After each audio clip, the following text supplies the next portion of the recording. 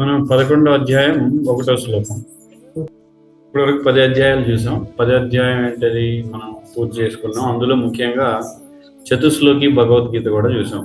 10 అధ్యాయంలో 8 నుంచి 11 శ్లోకాల వరకు 4 శ్లోకాలు చతుశ్లోకి భగవద్గీత అది చూసాం. అందులో చివరిగా మనం చాలా శ్లోకాల్లో ఏం చూసాం? భగవద్ విభూతి అంటే కృష్ణుడి యొక్క గొప్పతనం ఈ భౌతిక ప్రపంచంలో మనకి తెలిసిన విషయాల ద్వారా చెప్పాడు కృష్ణుడు 10వ అధ్యాయంలో. ఇది 11వ అధ్యాయానికి వచ్చాం. ఏకాదశ అధ్యాయం. ఇది విశ్వరూపము అంటే భగవంతుడి యొక్క విశ్వరూపాన్ని ఈ అధ్యాయంలో అర్జునుడు అడగడం, కృష్ణుడు చూపించడం అనేది జరుగుతుంది. ఇక 1వ శ్లోకం నుండి మనం చదువుదాం. 1వ శ్లోకం. అర్జున ఉవాచ మదనుగ్రహాయ పరమం గుహ్యం అధ్యాత్మ సంహితం యత్వయోక్తం వచస్తేనా మోహోయం విగతో మమ. దీని అర్థం ఏమిటి? అర్జునుడు పలికెను, ఈ పరమ రహస్యములైన ఆధ్యాత్మిక విషయములను గురించి నీవు దయచే నాకు చేసిన ఉపదేశముల శ్రవణము ద్వారా ఇప్పుడు నా మోహము తొలగిపోయినది. ఏమిటి ఇక్కడ అర్జునుడికి తొలగిపోయిన మోహం ఏమిటి?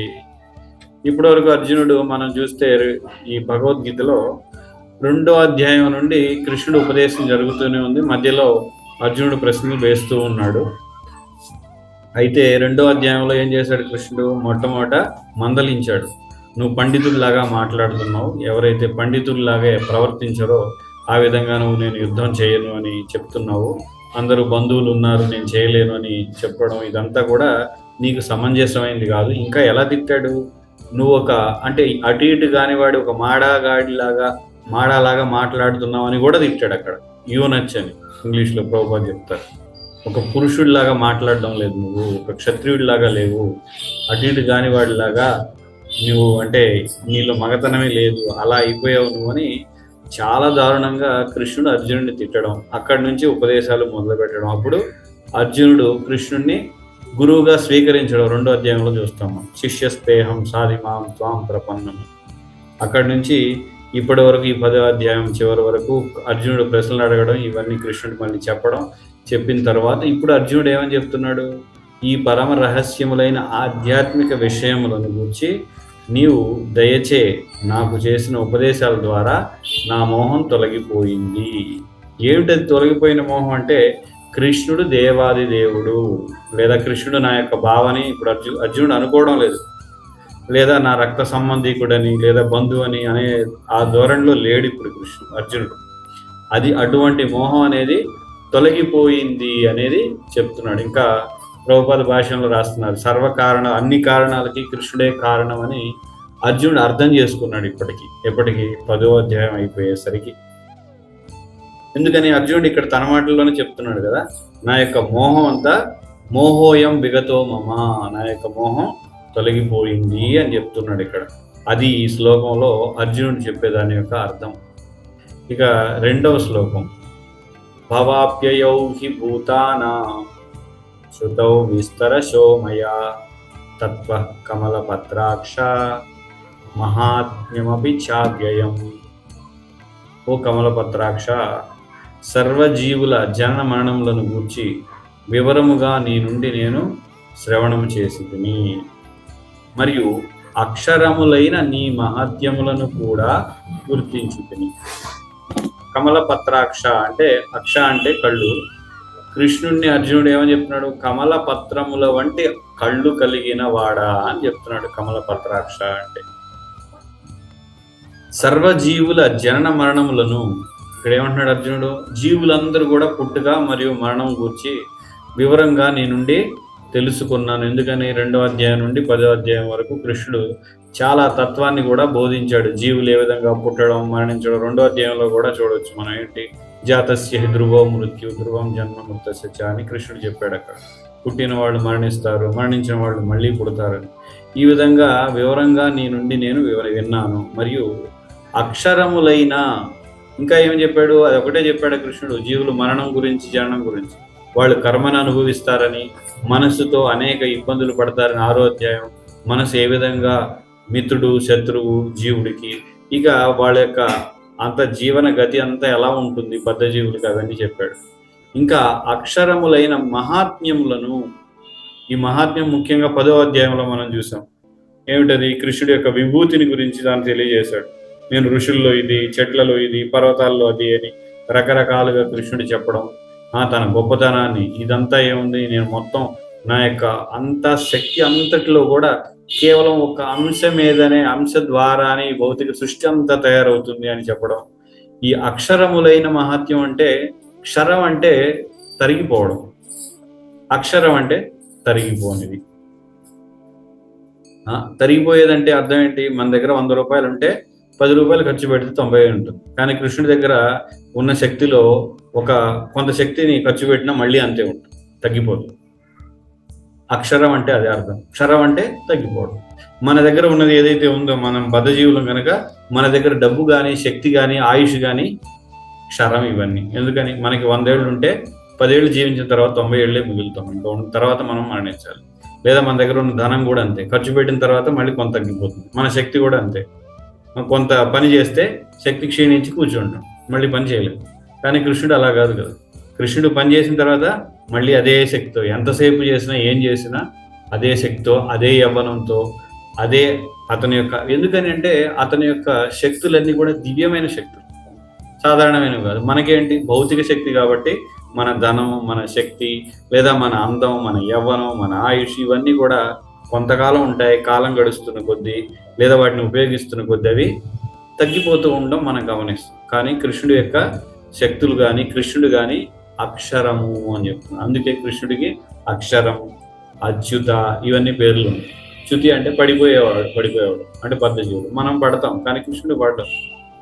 అదేవిధంగా ఇక్కడ అక్షరములైన నీ మహాత్మ్యములను కూడా నేను గుర్తించాను అని ఇక్కడ అర్జునుడు చెప్తున్నాడు. అంటే తరిగిపోనటువంటి నీ యొక్క గొప్పతనం, కృష్ణుడి యొక్క మహాత్మ్యం ఎటువంటిది? తరిగిపోదు, ఎప్పుడూ ఉంటుంది.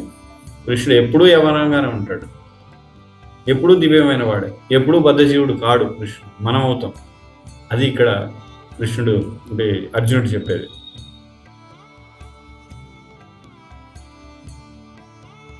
మూడవ శ్లోకం. ఏవమేతద్ యథాతత్వం ఆత్మానం పరమేశ్వర ద్రష్టుమిచ్చామి తే రూపం ఐశ్వరం పురుషోత్తమ.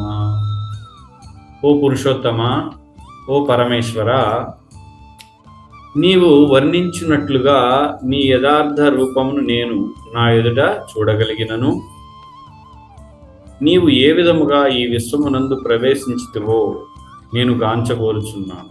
నీ యొక్క ఆ బ్రహ్మాండమైన రూపమును నేను దర్శించగోరుదును. ఇక్కడ అర్జునుడు ఏమంటున్నాడు? పురుషోత్తమ, ఓ పరమేశ్వర. పురుషోత్తమ అంటే పురుషులు చాలా మంది ఉన్నారు అనుకున్నా కూడా అందరిలో ఉత్తముడు ఎవరు? కృష్ణుడు. ఇంకా చెప్పాలంటే అసలు పురుషుడు ఒక్కడే ఉన్నాడు ఈ సృష్టిలోనే కాదు, మొత్తం అంతా ఒకే పురుషుడు, మీద అంతా స్త్రీ తత్వమే. అంటే స్త్రీ పురుషులు అంటే భేదం ఏంటో మొట్టమొదటి తెలుసుకోవాలి. అంటే స్త్రీ అనేది ఎప్పుడు కూడా పురుషుడి యొక్క ఆనందం కోసం ఉండేదే స్త్రీ. కానీ ఇప్పుడు ప్రస్తుతం కలియుగంలో అందరూ ఈక్వల్ రైట్స్, అందరూ ఎంజాయ్ చేయాలి, ఇదంతా పెద్ద అంటే భ్రమ ఇదంతా. కానీ సృష్టిలో పురుషుడు ఆనందం కోసం ఉన్నదే స్త్రీ. ఎప్పుడైతే స్త్రీ ఆ విధంగా పనిచేస్తూ ఉంటే స్త్రీ కూడా సుఖంగా ఉంటుంది. కానీ దానికి భిన్నంగా నేను సుఖంగా ఉంటాను పురుషుడితో సంబంధం లేకుండా అంటే దుఃఖం మొదలవుతుంది స్త్రీలకు. అంటే స్త్రీలు ఎవరిక్కడ? కృష్ణుడు ఒక్కడే పురుషుడు, మిగతా అందరూ స్త్రీలు. మరి మనందరం కూడా పురుషుడి దేహంలో ఉన్నాం కదా కొంతమంది, మనకు కూడా మీసాలు వస్తున్నాయి. ఇవన్నీ ఏంటి పరిస్థితి అంటే ఇది దేహం మాత్రమే, లోపల ఉన్న ఆత్మ లక్షణం స్త్రీ. అంటే కృష్ణుడి కోసం మాత్రమే పని చేయాలి ఆత్మలన్నీ, అప్పుడే మనం ఆనందంగా ఉండగలం. అంటే అందుకే తత్సుఖ సుఖిత్వం అని భక్తి సూత్రాల్లో ఒకటి ఉంది. భక్తి సూత్రాలు తత్సుఖ సుఖిత్వం అంటే, తత్ అంటే ఏంటి? ఇక్కడ పరమసత్యం. తత్సుఖ, పరమసత్యానికి సుఖం ఇవ్వడం ద్వారా సుఖిత్వం అంటే నేను ఆనందంగా ఉండగలను. అంటే పరమసత్యం ఎవరు? కృష్ణుడు. కృష్ణుడికి ఆనందం ఎలా ఇవ్వగలం? అది స్త్రీ దేహంలో ఉన్న, పురుషుడి దేహంలో ఉన్న, కృష్ణుడి యొక్క సేవ చేయడం ద్వారా, కృష్ణుడి ఆనందం కోసం సేవ చేయడం ద్వారా మనం ఆనందాన్ని పొందుతాం. ఎప్పుడు కృష్ణుడు ఆనందాన్ని పొందుతాడు గనుక మన ద్వారా కృష్ణుడు ఆనందాన్ని పొంది కృష్ణుడు మనకు ఆనందాన్ని ఇస్తాడు. ఏ విధంగా అయితే భార్యాభర్తలు ఉంటారు కదా, అప్పుడు భార్య భర్తకి సేవ చేయడం ద్వారా భర్త ఆనందిస్తే ఏమవుతుంది, భార్యకి కావాల్సినవన్నీ భర్త కూడా చూసుకుంటాడు. అదే విధంగా ఇక్కడ సృష్టి అంతా కూడా ఎవరి ఆనందం కోసం పనిచేయాలంటే కృష్ణుడి కోసం. ఎప్పుడైతే కృష్ణుడి ఆనందం కోసం మనం పనిచేస్తామో అప్పుడు కృష్ణుడు మన గురించి ఆలోచించి మనకు కావాల్సినవి చూసుకుంటాడు. కాబట్టి ఆ విధంగా సుఖంగా ఉండగలం. కానీ ఇప్పుడు ఏదైతే కలియుగంలో ఫెమినిజం, అది రకరకాల ఇజమ్స్ ఇవన్నీ వచ్చేసి అంత ఈక్వల్, ఇదంతా పెద్ద భ్రమ, అందరూ ఈక్వల్ అని. మనం ముందుగా నిన్న కూడా చెప్పుకున్నాం ఏంటి, ఈ సృష్టిలో అందరూ అన్ని చోట్ల ఈక్వల్ ఈక్వల్ అనేది ఎక్కడ లేదు అసలు. ఎంత ఈక్వల్ అనుకున్నా దేశానికి నాయకుడు ఉంటాడు, అదే ఒక సంస్థకి హెడ్ ఉంటాడు, ఒక ఇంటికి యజమాని ఉంటాడు, ఇవన్నీ ఎలాగో ఉంటాయి. అలాగే ఈ సృష్టిలో కూడా భగవంతుడు మూలాధారమైన వ్యక్తి ఒకడు ఉన్నాడు, అతనే భగవంతుడు, అతనే కృష్ణుడు. అంతే. అతని కోసం అతనికి అనుగుణంగా మనం పనిచేస్తే మనం సుఖంగా ఉండగలం. అతనికి విరుద్ధంగా చేస్తే సుఖంగా ఉండలేము. ఎందుకంటే పూర్తిగా ఇది అంతా కూడా ఆయన ద్వారా నడుస్తుంది కాబట్టి. పురుషోత్తమ అంటే ఎవరు? కృష్ణుడు. పురుషోత్తమ నిజానికి ఇక్కడ పురుషోత్తమ అన్నారు, అది అవసరం లేదు. అసలు ఉన్నదే ఒక పురుషుడైన పురుషోత్తమ ఏముంది. కానీ ఒకవేళ మనం మిగతా పురుషుల్ని అంటే బ్రహ్మ, శివుడు వీళ్ళను కూడా పురుషులుగా, ఇంద్రుడు వీళ్ళని కూడా పరిగణించిన అందరిలోకి ఉత్తముడు కృష్ణుడే. అది ఇక్కడ. ఓ పరమేశ్వర అంటే ఈశ్వర అంటే నియంత్రించేవాడు అని అర్థం. పరమేశ్వర అంటే అందరిలోకి ఉన్నతమైన ఈశ్వరుడు, అందరికంటే ఉన్నతంగా నియంత్రించగలిగేవాడు, అంతకు మించి లేడు ఇంకా. మనం కూడా ఈశ్వరులం. ఎలాగా? మనం మన దేహాన్ని నియంత్రిస్తాం కదా, మన దేహాన్ని మనం నియంత్రించుకోగలం. లేదా ఎప్పుడైనా పురుషుడి దేహం తీసుకొని ఒక స్త్రీ దేహం ఉంటే భార్యాభర్తలుగా ఉండి పిల్లల్ని నియంత్రిస్తాం, లేదా ఒక ఇంటిని నియంత్రిస్తాం, అంతవరకు కొంతవరకు. అదేవిధంగా మనం ఏదైనా అదృష్టవశాత్తు దేవత అయితే గాలిని నియంత్రించగలం, వాయుదేవత అయితే, లేదా అగ్నిదేవత అయితే అగ్నిని నియంత్రించగలం. ఈ విధంగా మనం కూడా కొంత నియంత్రించే శక్తి జీవులకు కూడా ఉంటుంది మన యొక్క స్థాయిని బట్టి. కానీ ఈ విధంగా అందరినీ చూస్తే పరమేశ్వరుడు ఎవరు అంటే కృష్ణుడు. సాధారణంగా పరమేశ్వరుడు అనగానే అందరికీ శివుడు గుర్తొస్తుంటాడు, కానీ పరమేశ్వరుడు కృష్ణుడే. ఎందుకని? శివుడు ఈ విశ్వంలో సృష్టి ఏదైనా నియంత్రించగలడు, కానీ వైకుంఠంలో నియంత్రించడం అనేది నారాయణుడు చేతిలోనే ఉంటుంది. వైకుంఠంలో నియంత్రించగలడు నారాయణుడు, కృష్ణుడు ఇక్కడ కూడా నియంత్రించగలడు. కాబట్టి పరమేశ్వరుడు హరి, కృష్ణుడు మాత్రం. నీవు వర్ణించినట్లుగా నీ యథార్థ రూపమును ఇప్పుడు అర్జునుడు అడుగుతున్నాడు, ఓ పురుషోత్తమ పరమేశ్వర, నీవు ఎప్పుడు ఏ విధంగా చెప్పావో ఆ యథార్థ రూపాన్ని నేను నా ఎదుట చూడగలిగినను. నీవు ఏ విధముగా విశ్వమునందు ప్రవేశించితివో, నీ రూపాన్ని, పరమేశ్వరుడైన రూపాన్ని నేను ఇప్పుడు చూస్తున్నా. కానీ విశ్వమునందు ప్రవేశించితివో, ఈ విశ్వం లోపలికి ఎలా ప్రవేశించావు, ఇవన్నీ ఎలా జరుగుతున్నాయో నేను చూడాలనుకుంటున్నాను. నీ యొక్క ఆ బ్రహ్మాండమైన రూపాన్ని నేను ఇప్పుడు దర్శించాలని అనుకుంటున్నాను అని ఇక్కడ అర్జునుడు కృష్ణుని కోరుతూ ఉన్నాడు. 4వ శ్లోకం. మన్యసే యది తచ్చక్యం మయా ద్రష్టుమితి ప్రభో యోగేశ్వర తతో మే త్వం దర్శయాత్మనమవ్యయం. హే ప్రభో యోగేశ్వర, నీ విశ్వరూపమును గాంచుటకు నేను సమర్థుడనని నీవు తలచినచో దయ ఉంచి ఆ అపరిమితమైన విశ్వరూపమును నాకు చూపు. అర్జునుడు ఏమంటున్నాడు ఇక్కడ? మనం ముఖ్యంగా ఒక విషయాన్ని గమనించాలి ఈ శ్లోకంలో. మనం ఎవరినైనా ఒక వ్యక్తిని ప్రశ్నించే విధానం ఇది. అర్జునుడు ఏం చెప్తున్నాడు? హే ప్రభో యోగేశ్వర అంటే నువ్వు చాలా గొప్పవాడివి, నువ్వు ప్రభు అని. నీ విశ్వరూపమును గాంచుటకు చూడడానికి నేను సమర్థుడనని నీవు తలచినచో దయవుంచి ఆ విశ్వరూపాన్ని నాకు చూపించాను. మనం ప్రశ్నేస్తాం చాలాసార్లు. ఏం జరుగుతుందంటే మనం ప్రశ్నిస్తాం, కానీ ఆ సమాధానం అవతల వాళ్ళు చెప్పినా కూడా మనకు అర్థం కాదు. కొన్నిసార్లు ఆ స్థితిలో కూడా ఉంటాం, నిజంగా ఉంటాం. కాబట్టి వాళ్ళు చెప్తారు, మన సంతృప్తి చెందాం. అప్పుడు మనం ఏమనుకుంటాం, ఓ ఈయనకి చెప్పడం రావట్లేదు, లేదా ఈయనకి సరిగ్గా తెలియదు అని మనం అనుకుంటాం. కానీ ఆయన చెప్పింది సరైనది, కానీ మనం అర్థం చేసుకునే స్థితిలో, ఆ స్థాయిలో మనం ఉండకపోవచ్చు. అందుకే ఇక్కడ అర్జునుడు ఏమంటున్నాడు, నేను నీ యొక్క విశ్వరూపాన్ని చూడగలిగే స్థితిలో నేను ఉన్నట్లయితే, దానికి నేను అర్హుణ్ణైతే నాకు చూపించమని అర్జునుడు అడుగుతున్నాడు. కాబట్టి ఇది మనం ప్రశ్నించే విధానం కూడా ఇది. దాన్ని నేను అర్థం చేసుకోగలిగే స్థితిలో ఉంటే నాకు చెప్పండి, లేదంటే నేను ఎప్పుడు అర్థం చేసుకోగలను అనేది వాళ్ళని అడిగి అప్పుడు మళ్ళీ అడిగి తెలుసుకోవాలి తప్ప ఏదో సవాల్ చేసి, లేదంటే మనం అడిగాం కాబట్టి చెప్పాడు కానీ మనకు అర్థం కాలేదు కనుక ఆయనకి తెలియదని మనం అనుకుంటే మనకే నష్టం, కానీ అవతల వ్యక్తికి నష్టం లేదు. ముఖ్యంగా మనకంటే గొప్ప స్థాయిలో ఉన్నాడని మనం అతను గుర్తించినప్పుడు మనం ఆయనకి తెలియదు అనుకోవడం లేదా ఈ విధంగా అనుకోవడం వల్ల నష్టపోయేది మనం. కాబట్టి ఇక్కడ అర్జునుడు అడిగిన విధానాన్ని మనం అనుసరించాలి. ఏంటి, నేను సమర్థుడినైనట్లయితే దయతో నాకు అపరిమితమైన విశ్వరూపాన్ని నాకు నువ్వు చూపించమని కృష్ణుణ్ణి ప్రార్థిస్తున్నాడు అర్జునుడు. ఎందుకని అంటే ఇక్కడ ఇంకా కృష్ణుడు తర్వాత దివ్య చక్షువులు ఇవ్వడం అదంతా కూడా మనం చూస్తాం. ఇంకా 5వ శ్లోకం ఇంకొక ముఖ్యమైన విషయం ఉంది 4వ శ్లోకంలో. ఏంటంటే ఇప్పుడు చాలా మంది కలియుగంలో చాలా మంది వెధవలు వచ్చేసి వాళ్ళు ఏమంటారు, నేను రూపాన్ని లేదా భగవంతుడి యొక్క అవతారాన్ని ఇవన్నీ. అయితే నిజంగా భగవంతుడి అవతారం ఎవరైనా అయితే విశ్వరూపాన్ని ఖచ్చితంగా చూపించవలసి ఉంటుంది. ఎందుకని కృష్ణుడు చూపించాడు కదా భగవంతుడు. కాబట్టి ఇప్పుడు ఎవరైతే రకరకాల వ్యక్తులు, బాబాలు, అమ్మలు, దేవుళ్ళు, స్వయంగా గురువులని నేను అవతారం లాగా ప్రచారం చేసుకోవడం లేదా శిష్యుల ద్వారా ప్రచారం చేయించడం జరుగుతుంది కదా, వాళ్ళందరూ కూడా చూపించాలి. ఎందుకని అతను భగవంతుడైతే మరి అతనికి విశ్వరూపం కూడా ఉంటుంది కదా, కృష్ణుడు చూపించాడు కదా, మరి నువ్వు కూడా చూపించు. శ్రీ భగవాన్ వాచ 5వ శ్లోకం, పశ్యమే పార్థ రూపాణి శతశోధ సహస్రశః నానా విధాని దివ్యాని నానా వర్ణాకృతిని చ.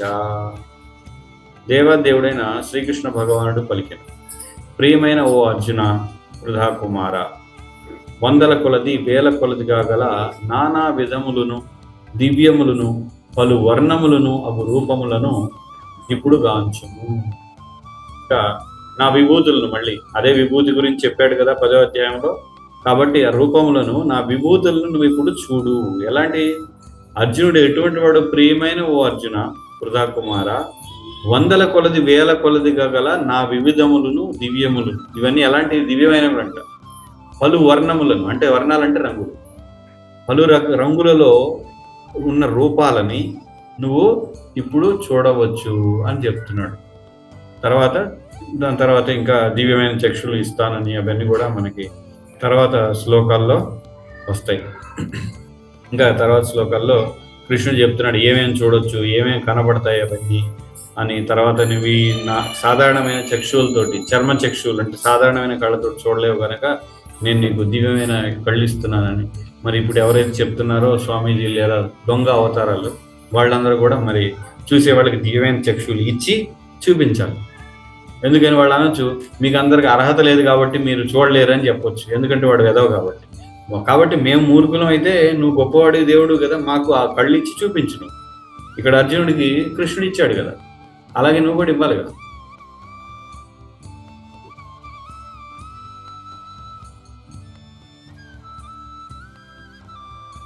కాబట్టి అది ఈ 5 శ్లోకాలు. ఎవరికైనా ఇందులో ఇంతవరకు ఏమైనా సందేహాలు ఉంటే అడగచ్చు.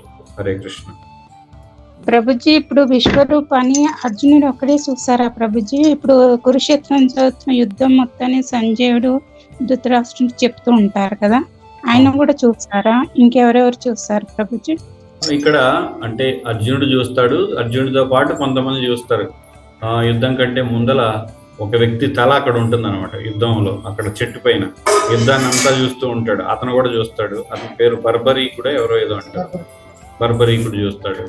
అదే విధంగా సంజయుడు కూడా చూస్తాడు, ఎందుకంటే అదే కదా చూసి చెప్తున్నాడు ధృతరాష్ట్రుడికి, కాబట్టి సంజయుడు కూడా చూసినట్లే. ఇలా కొంతమంది చూస్తారు, చాలా కొద్ది మంది.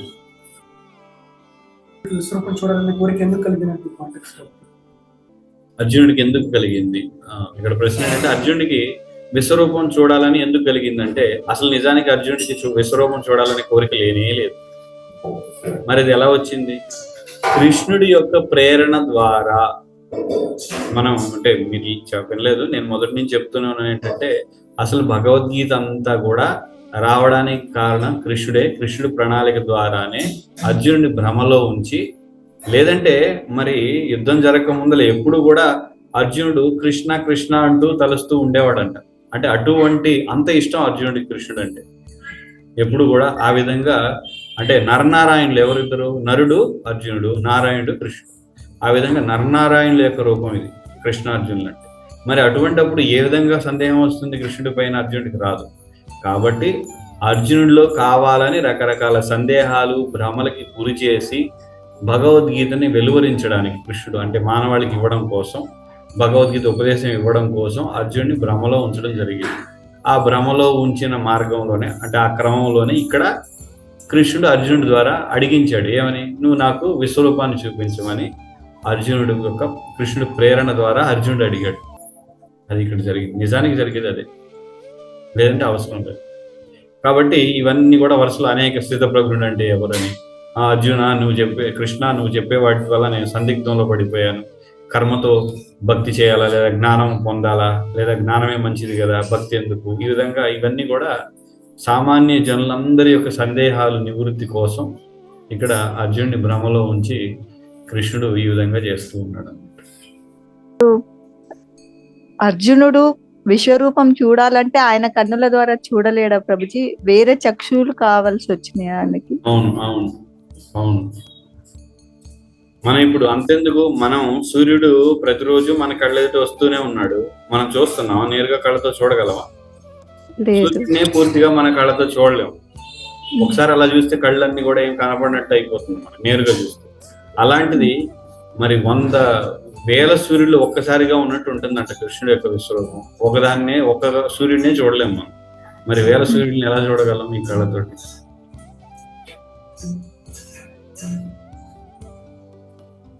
అది కాబట్టి మన చక్షువులు, ఈ కళ్ళు సరిపోవు కాబట్టి కృష్ణుడు దివ్యమైన చక్షువులు ఇస్తాడు అర్జునుడు. ఇక్కడ ఒక ప్రశ్న అడుగుతున్నారు ఏంటంటే, చనిపోయిన తర్వాత భగవద్గీత పెడతారు కదా, అలా పెట్టొచ్చా అనేది ప్రశ్న. అది చాలాసార్లు అడిగారండి. చనిపోయిన తర్వాత భగవద్గీత పెట్టడం అనేది తప్పేం కాదు, దానివల్ల నష్టమేం లేదు. కానీ చనిపోక ముందులో ఎక్కువ సార్లు వింటే మంచిది. ఆ వ్యక్తి చనిపోక ముందల, ఆ చనిపోయిన వ్యక్తి ముందల బ్రతికే ఉన్నప్పుడు ఎక్కువగా విని దాన్ని ఆచరించడానికి ప్రయత్నిస్తే మంచిది. చనిపోయినాక పెట్టడం వల్ల నష్టమేం లేదు, కానీ ముందల వినడం అనేది చాలా అవసరం.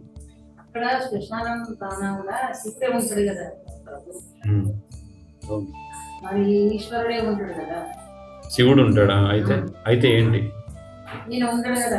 ఎవరు? కృష్ణుడా? కృష్ణుడు లేని చోట ఎక్కడ ఉంది? శ్మశానంలో కూడా కృష్ణుడు కూడా ఉన్నాడు.